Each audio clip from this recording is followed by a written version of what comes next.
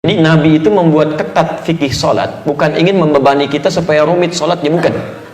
Tapi persoalannya, Nabi menginginkan setiap umatnya mendapatkan 5 keistimewaan ini. Jangan sampai ada umat Nabi nggak dapetin satu di antara yang 5 ini. Dengan cepat, satu, orang yang sholatnya benar dijamin oleh Allah pasti jadi orang baik. Sifat dan sikapnya pasti baik.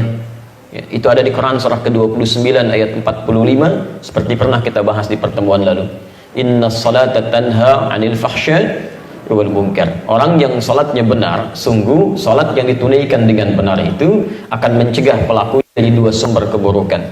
Pertama, fahsya yang diingkari oleh hati, sumbernya nafsu, syahwat, maaf, pornografi, porno aksi, zina, LGBT, itu fahsya.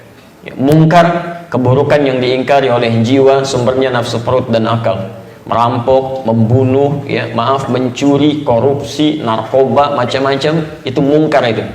Jadi mustahil ada orang sholat perilakunya buruk. Jadi, Nabi menginginkan setiap orang sholat harus jadi orang baik.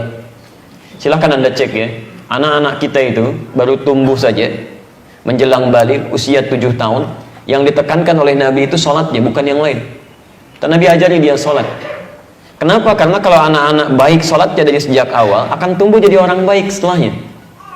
Saya ingin sampaikan pesan nih, agak unik sekarang ya. Kalau dulu orang fokus pada sholat nih, sekarang saya agak bingung, anak-anak TK udah diajarin manasik gitu kan. Insya Allah, fokus dulu pada sholatnya gitu kan. Tidak salah memang, cuman fokus pada yang utama gitu. Sholat pada belum baik, masuk ke masjid langkahnya sudah salah, diajarin manasik gitu kan. Tapi memang tidak keliru, tidak, cuma ada prioritas yang harus kemudian jadi patokan di situ. Tapi yang kedua, orang yang sholatnya benar, itu hatinya cenderung tenang. Cenderung tenang. Ada di Quran surah ke-20 ayat ke-14, ditafsir di Quran surah ke-13 ayat ke-28. Kita sudah bacakan. Wa aqimis salata lidzikri, tunaikan salat sebagai zikir kepada saya, kata Allah. Ditafsir di Quran surah Ar-Ra'd ayat ke-28, ala bidzikrillahi tatma'innul qulub. Jika benar zikirnya kepada Allah, salatnya benar, maka dampaknya ke hati pasti tenang.